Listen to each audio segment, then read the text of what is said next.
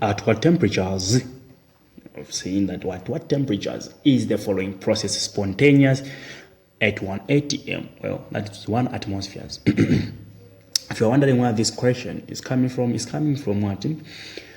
Free energy and the spontaneity. Now we have bromine as a liquid which is in equilibrium with bromine as a gas. You can see that they are balanced, right? All of them, they are two. That means these two are in equilibrium. Now, they have given us the heat of reaction, which is there, and they have also given us the entropy, which is there, the standard entropy and the standard heat of what? A reaction. What is the normal boiling point of liquid bromine? All right, so there are two questions here. The first, we need to find the temperature at 1 atm and the same boiling point of bromine as a liquid. Now, we know that the change in Gibbs free energy is equal to the change in the standard heat. All right. Remember, this is liquid to gas. So what is happening here is like liquid is vaporizing, right? So it's vaporizing to gas. So minus temperature, you multiply by the change in the standard entropy, like that. Now, we have delta H, we also have got delta S. The temperature is what we're looking for. Now, what would be the value of G in this case? Now, take note that bromide, liquid, and gas, like I said in the first place, they are in equilibrium. They are already balanced. They are already at 1 atm. They are standard. So, under standard conditions, you discover that the change in Gibbs free energy is 0. To give us change in H, okay, minus change in entropy. And you discover that T equal to change in heat of reaction, you divide by change in what?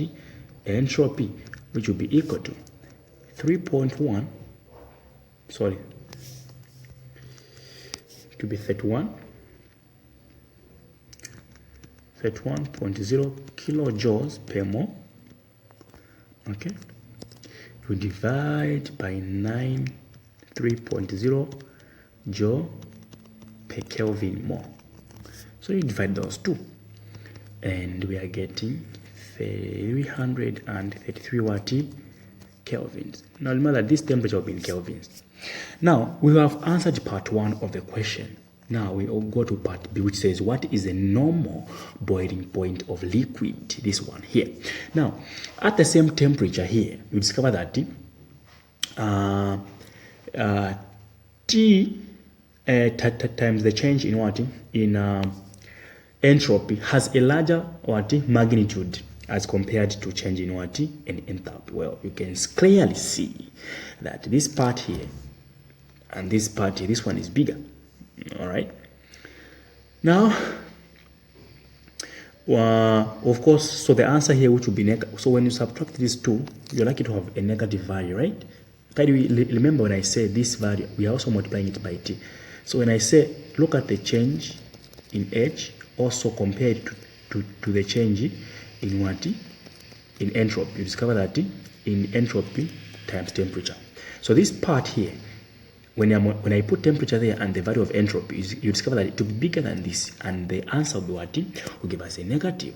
Now, since this is a vaporization, a vaporization process, and we know that this is a this is a spontaneous reaction. The fact that, now listen, the fact that this process is spontaneous at this temperature, this is also the boiling point.